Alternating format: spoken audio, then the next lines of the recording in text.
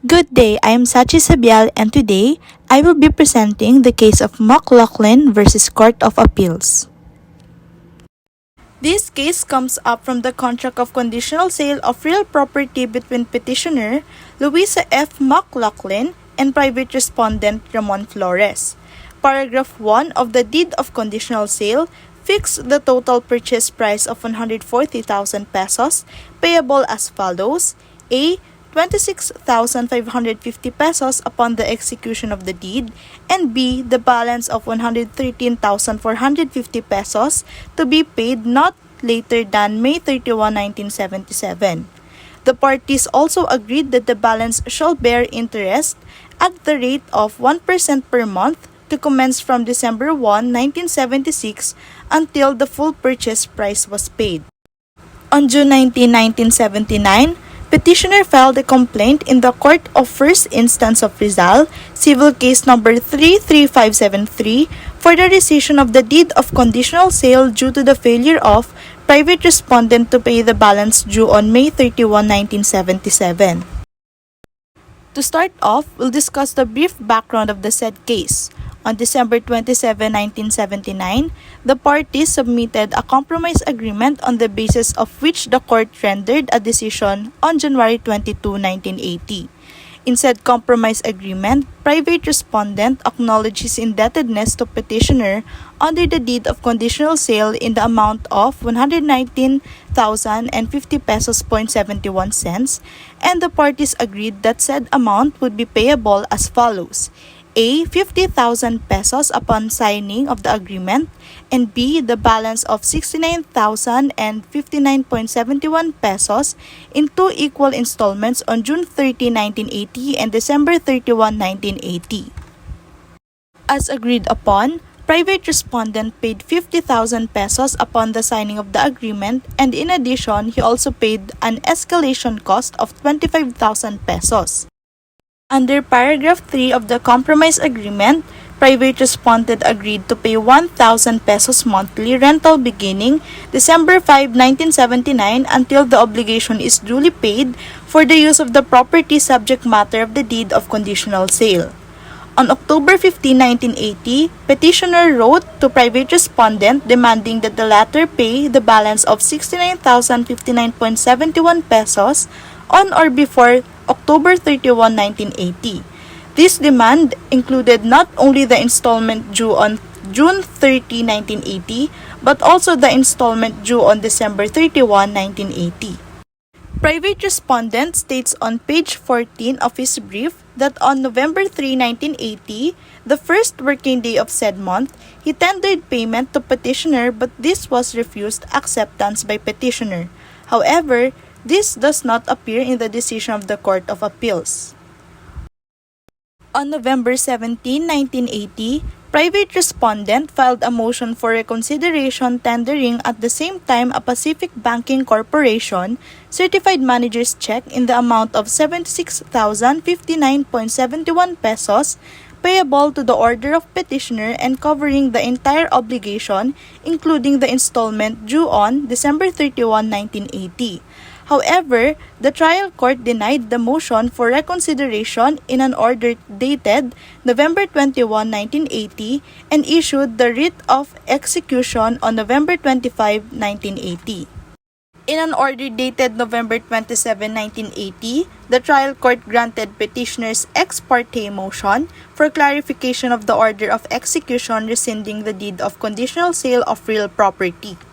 On November 28, 1980, private respondent filed with the Court of Appeals a petition for certiorari and prohibition assailing the orders dated November 21 and 27, 1980. In compliance with this resolution, both parties submitted their respective manifestations which confirmed that the manager's check in question was subsequently withdrawn and replaced by cash, but the cash was not deposited with the court. In the case at bar, although as above stated private respondent had preserved his rights as a vendee in the contract of conditional sale of real property by a timely valid tender of payment of the balance of his obligation, which was not accepted by petitioner, he remains liable for the payment of his obligation because of his failure to deposit the amount due with the court. Now going on to the case digest, let's dig deeper into the most significant details needed in order to study this case. Let's start off with the facts presented in this case. For the petitioner's or plaintiff's claim, in this case, on October 15, 1980, the petitioner wrote to private respondent demanding that the latter pay the balance of 69,059.71 pesos on or before October 31, 1980. This demand included not only the installment due on June 30, 1980, but also the installment due on December 31, 1980. On November 7, 1980, petitioner filed a motion for writ of execution alleging that private respondent failed to pay the installment due on June 1980 and that since June 1980, he had failed to pay the monthly rental of 1,000 pesos. Petitioner prayed that A. The deed of conditional sale of real property be declared rescinded with forfeiture of all payments as liquidated damages, and B. The court ordered the payment of 1,000 pesos back rentals since June 1980 and the eviction of private respondent.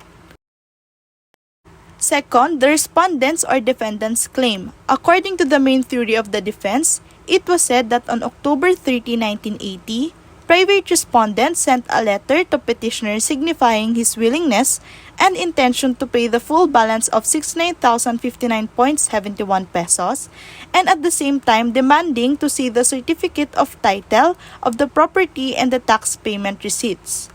Private respondent states on page 14 of his brief that on November 3, 1980, the first working day of the said month, he tendered payment to petitioner but this was refused acceptance by petitioner.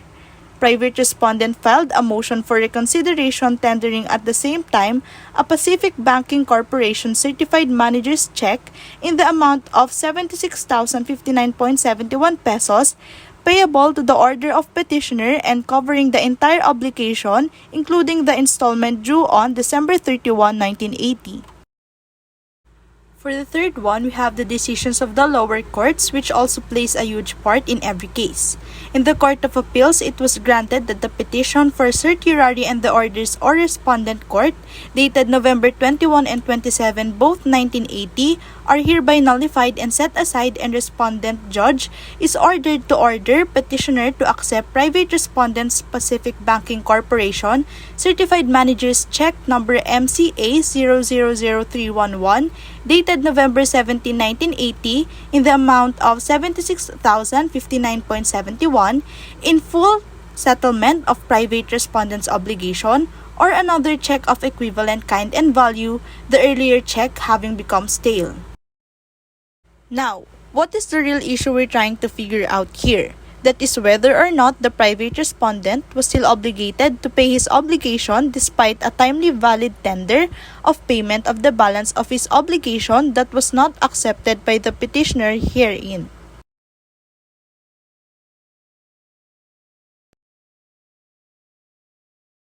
Finally, reaching the disposition of the case, the Supreme Court came up with its judgment which affirmed the decision of the Court of Appeals with the following modifications. A. Petitioner is ordered to accept from private respondent the Metrobank cashier's check number CC 004233 in her favor in the amount of 76,059.71 pesos, or another certified check of a reputable bank drawn in her favor in the same amount. B. Private respondent is ordered to pay petitioner within 60 days from the finality of this decision the rentals in arrears of 1,000 a month from January 1, 1981 until full payment thereof.